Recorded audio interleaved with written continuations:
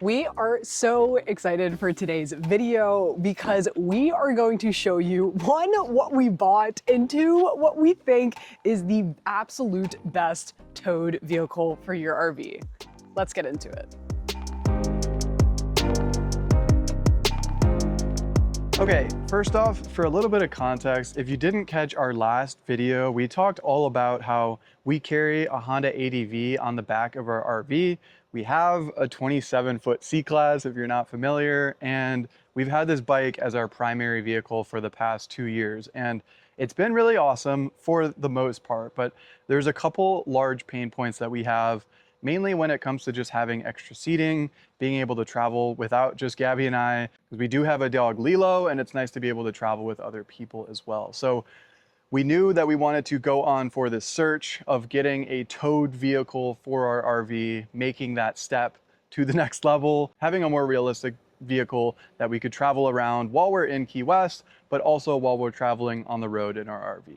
So what we bought is a 2023 Ford Maverick. It is used. When we got it, had about 40,000 miles on it. We did splurge a little bit for the Lariat trim, and it is the blackout edition. So we'll show you guys some of the perks that was included with that, but off the bat, it has like black headlights, blacked out logo, and the wheels all on it are all black. I think it's honestly a pretty nice upgrade. And when it comes to the price that we bought this for, the tag on it was actually about $27,000, but with taxes and dealer fees out the door, this cost us a pretty penny of $30,000. So when looking for a vehicle that we could tow with 4 wheels down, there's definitely a number of criteria that we were looking for, and we have a number of reasons why we think this is the perfect towed setup. So the first one that you need on any vehicle that you're gonna tow 4 wheels down is it needs to be able to manually disconnect the transmission. So there's only a small subset of all the vehicles out there on the market that are able to actually disconnect the transmission, notably the Jeep Wrangler, a lot of Jeeps that people commonly tow behind RVs. But this one was really special to us because this is one of the only hybrids that can do it. Okay, so to set this up, this is done electronically in the Ford Maverick, but you go to menu, settings, vehicle, and then there's a dedicated neutral tow. So if I hold OK to initialize, place vehicle in neutral. Whoa, you rolled forward a bit. Okay, neutral tow is engaged. So it is really easy as that, just a couple of buttons, then we'd have to clip it to the back of our RV, but that is how the neutral tow setting is engaged. The next thing that we love about this, which I mentioned, this vehicle is a hybrid. Actually, only the hybrid Ford Mavericks can be towed in this year. So this truck that we bought is rated for 33 mpg on the highway and 40 in the city. Hybrids typically get a better fuel efficiency going at slower speeds, but I actually picked this up from Tampa and drove it all the way back to Key West. We have about 700 miles on the truck already, and we're averaging 41 miles per gallon. So it has already exceeded my expectations. This thing is sweet. And definitely a factor when we were looking at tows for our rig is something that was going to fit within the tow capacity of our RV. As badass as we find Broncos to be, towing one for our rig would really be pushing it to its limit, to where this truck, this weighs 3,700 pounds, and also to note the length, it's roughly 200 inches long. And with our RV, we have a tow capacity of 5,000 pounds for our E450. That is a really common tow rating, so you never want to max it out. So being within 3,700 pounds, honestly, 4,000 would be like the most that I would want to be comfortable with, especially since we love to be able to travel through the mountains, so we don't want to have to disconnect in order to comfortably drive this thing. The last point as to why we selected the Ford Maverick was overall for its utility. For one, I'm standing right next to it, but we have a nice hitch receiver, and this thing can tow up to 2,000 pounds, which for a little truck, it's not too shabby. But our boat that we have down here weighs about 1,500, so it is so nice that we've been able to move around our boat no problem. This is our boat trailer right here. Yeah. This is our boat trailer. Before, if we wanted to use a vehicle to move our boat, we would have to use our RV. Luckily, at the campground, there's a tractor that we move it with, but now we can be much more independent. And also with being at the campground and helping out, but even our own projects that we've done on this RV, the ability to have a truck bed is so, so nice. Look at that slow closing latch. It is, yeah, it's super nice, slow closing. It came with this hard tonneau cover, and it's super easy to roll up. So this truck kind of came with a bunch of other accessories that per se was something maybe that we would not have bought off the bat, but I'm so happy that it came with it. And even in the truck bed, it'll be a little hard to see during the day, but it does have lights in the bed that come from there and there. And there's also this 400-watt outlet that's in the truck bed as well. Also in the truck bed, something that's a bit neat is they have a tiny storage cubby here. So we just keep a couple ratchet straps. So if we happen to pick up something that we need to tie down in the bed, we have those handy in storage. One thing that I love with the size of this truck that I've experienced with other trucks is it's not super easy to access the bed. So like the sidewall is so short here, I can just lean down and grab things right in the bed, which makes it so much more usable. I'm not sure how much it is coming off on camera, but the condensation on this truck right now is actually wild. We're shooting, I don't know, it's like 9 a.m. It's more condensation than normal that we have here in Florida.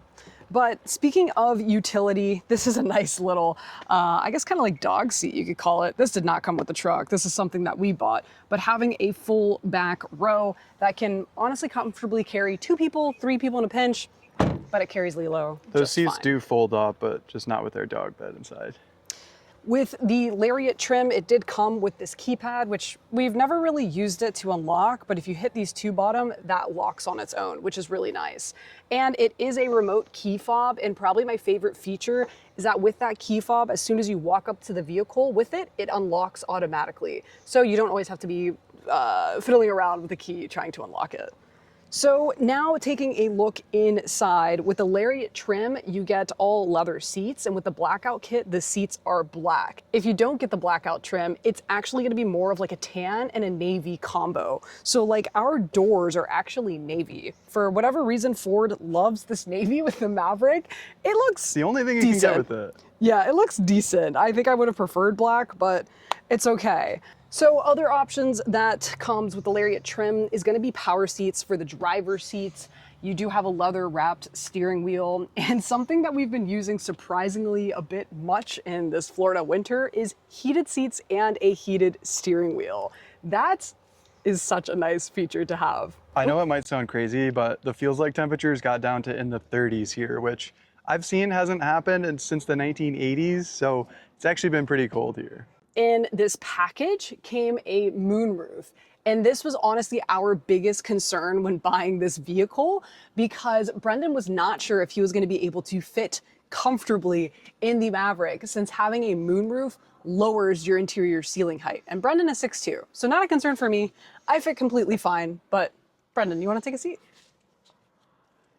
Let's see how I fit. So I've got probably about an inch above my head. Without having a moonroof, there would be a little bit more head clearance because it takes a little bit of space to actually put this mechanism in here, but it is super nice to have. We've definitely opened it while driving along the beach in Key West, and yeah, it's a nice upgrade. And then this screen, I believe, comes in all the Mavericks, but it's super nice to have a screen.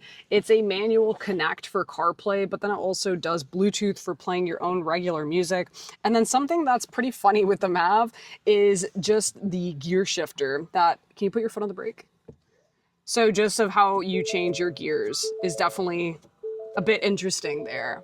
Honestly, I wasn't sure if I was gonna like it, but I've come to love how quickly I could just throw something in park or put something in drive. This Lariat trim actually comes with an upgraded speaker system, which is super nice. And then actually the previous owner had a number of other upgrades, which are super nice. They put this sticker in for Maverick. They were really proud to wear the badge. And they also put these all-weather floor mats in, and they also put mud flaps on all of the tires. And the last really nice upgrade that the previous owner did was a PPF liner across the entire front end of this truck. So it's pretty much from here all the way forward, and essentially it's like a plastic UV liner to prevent any scrapes or scratches, excess wear and tear on the paint.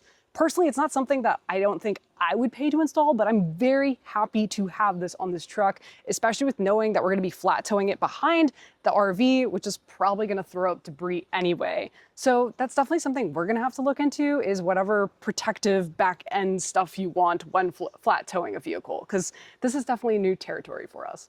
The one other thing that I just noticed here as I was showing the front end is this truck comes with adaptive cruise control, which we've had in our previous vehicles. And honestly, it makes traveling so nice when you don't have to worry about the gas or brakes, when it just follows cars behind you, especially when you're in traffic. So when we were looking for a vehicle, that was like not on the must-have list, but it was one of our top features we were looking for.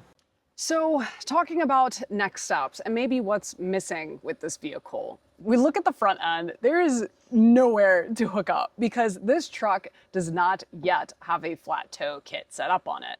So, meaning it's gonna need hooks for us to attach, it's gonna need an assistive braking system that we will have to install. So, these will all be future videos coming your way. And then we're also gonna need the hitch on our RV in order to tow something like this. Aside from that, just put it in flat tow mode and then we'll be ready to go. So we are so excited to be able to have this, and also to have the ability of a truck bed that's pretty much extra storage when we're on the road. We don't want to be abusing the extra storage, but the thought of maybe throwing our 2-seater kayak in there or rock climbing gear, whatever it is, it's just going to make all of our travels so much easier.